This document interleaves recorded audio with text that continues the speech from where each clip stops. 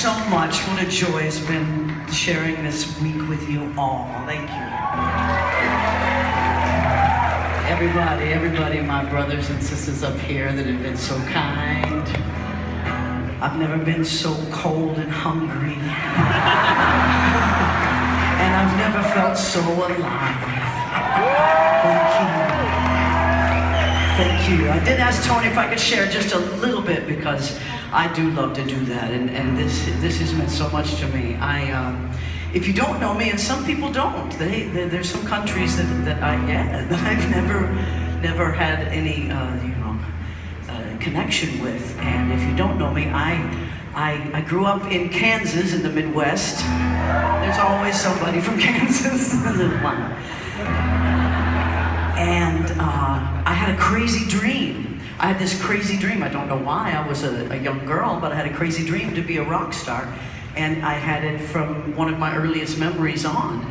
And I just kept following that dream and things kept opening up in front of me. And by the time I was an adult and realized that this dream was going to happen because I practiced it every single day. Because I just kept doing it because I did it with joy and with love and with expectation. It came to me. I sold 25 million records. And I climbed the top, 2 Grammy Awards, all this stuff. And then this funny thing happened in my life. It stopped being exciting. Yes, it plateaued. It went like that. And I said, oh, what's going on? What's going on? This doesn't make sense. And the world changed, and all of a sudden I was in competition with Britney Spears. And I did not enjoy it anymore. It made no sense to me. It was gone, this thing. And I had an awakening. It had a little bit to do with plant medicine, but that's another seminar. And after that, I looked up into the heavens and I said, Source, God, my universe, what am I supposed to do? What can I do? What's going on? I just said, what do you want from me? What is next? And the very next morning, I found a lump in my breast. And I said, that's not what I mean. That's not what I mean at all. And I went on a journey. I had breast cancer. I had first they said it was stage 4, then they said it was stage 3 and 2, whatever. They gave me a number. And I entered this world of medicine, of what we call health in America. And I entered this crazy world of cancer. And they gave me a number, and they gave me percentages, and they gave me this poison. And I lost all my hair, and my hair is very important to me. As it is to many of us, and so many of us think that, oh, I'm going to lose my hair, that's the worst thing. And as I walked through this experience, I said, oh, this is crazy. This is crazy. And doctors kept telling me, all my doctors kept saying, well, cancer starts when cells go bad. And that they would say all their percentages and all their numbers. And I'd go to another doctor, cancer starts when cells go bad. Cancer starts when cells go bad. Finally, I said, what the hell makes cells go bad? Right? And and modern medicine would not look at this. And I finally found through studying, through reading, through talking, that cells go bad when the body is out of balance, when there is too much acid in the body. Very simple. Can't make any money on it, but it's very simple. So I followed this path, and I started going down this path, and I'm telling you, things opened up. And I realized, I this awakening that blew my head off made sense that everything that I think creates, everything that I want, I can have this energy. There's this energy that flows out of me. So I laid there in bed day after day when I was on chemotherapy, week after week after week. I laid there and said, okay. And I was able to, because I was in it was like I was a monk on a mountain. I was able to concentrate every single day, put my mind power, my heart, my soul, everything that he's trying to get us to do here, put it all together. And I said, what do I want my life to look like? What do I want? And I said, I want to work with people who want to change the world. I want my life to have purpose and meaning. I want my joy to be there every single day, and I want to win an Oscar. I threw that in there. I said, I always wanted to win an Oscar. Why not? And because I kind of wanted to see if this could happen, if this power was really real, of course. And so the days went by and the weeks went by, and I had been nominated for a Grammy, and they asked me to come and sing on the Grammys and pay tribute to Janis Joplin. And I was bald I was bald. I was very bald. And I got to sing in front of the whole wide world, and I got to feel this amazing energy come back to me. And I swear, not a week goes by that someone doesn't come up to me and remind me of that experience and what it meant to them in their life. And I went on a journey of health and of touching people, and people would come up to me every day. And I got a phone call. I got a phone call from an important guy. His name was Al Gore. If you remember, I helped elect him president, but that didn't turn out, and it was kind of strange. But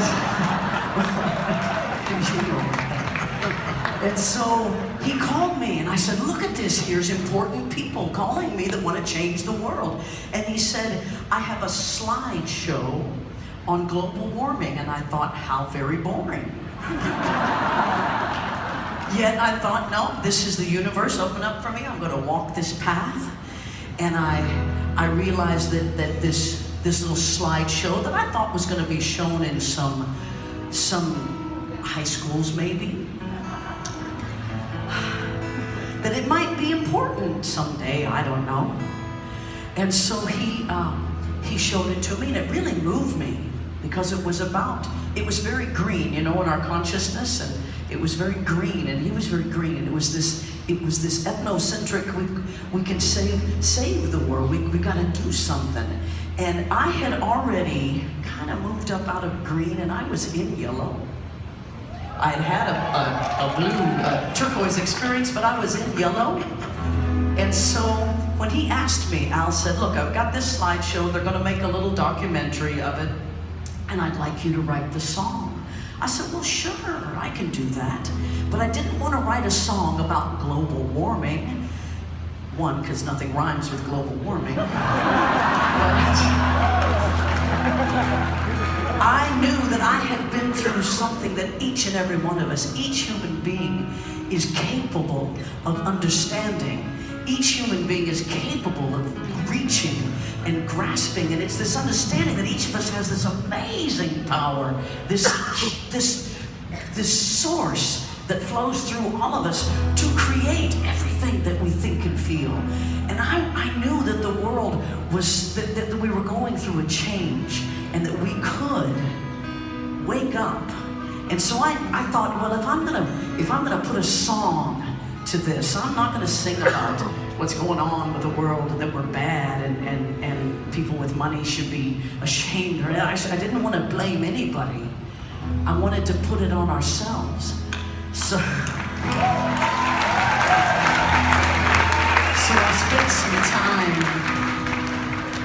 I spent some time writing a song, and I called it I Need to Wake Up.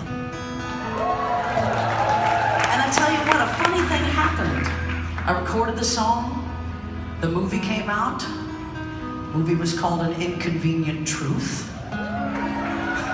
It was shown all over the world. It was the first documentary that made that huge of an impact. And guess what? I won an Oscar.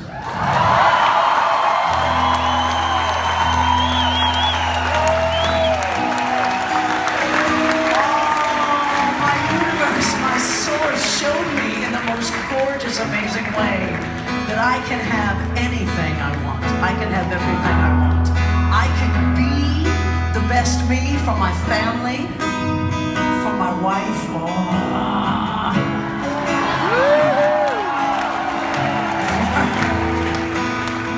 my fellow men and women.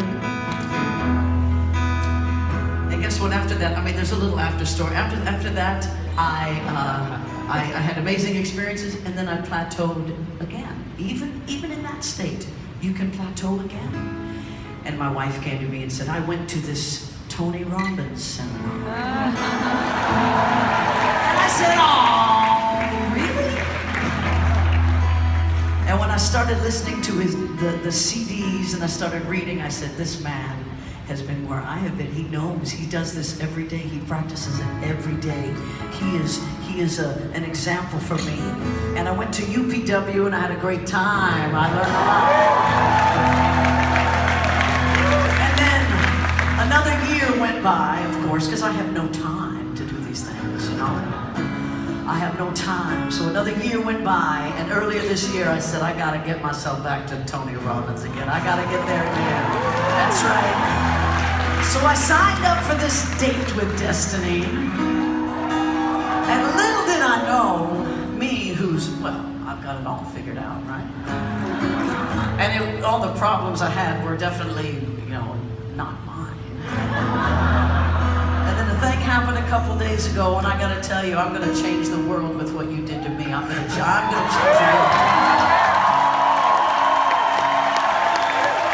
When I realized that indeed my core is masculine. My core is masculine, my body is feminine. It kind of fucks you up in the world a little bit when that happens, when you live your life. So to anyone who is here, all my brothers and sisters that have come up to me actually and talked to me, anyone who identifies as an opposite core inside you than what your source, your God has given you outside, know that that's okay.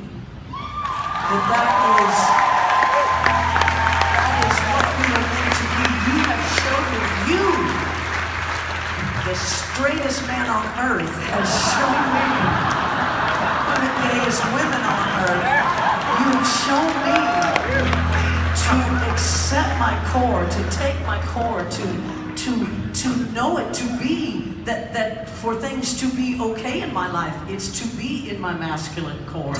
And that just sets me free, and I know it sets many people here free, and we're going to set the world free. And in the future, I hope that no man or woman goes under a knife to try to change outside what they feel inside. That's something that I think we can say with you guys. So every time I come to Tony, and every time I stand in front of my brothers and sisters who want to make the world a better place, who want to make themselves a better place so they can make the world a better place, I am inspired. I am delighted. And tomorrow night, I get to be in front of 70,000 people at the Monday night football game. I will carry this energy. It's going to be on TV if you want to see it. I will be with you.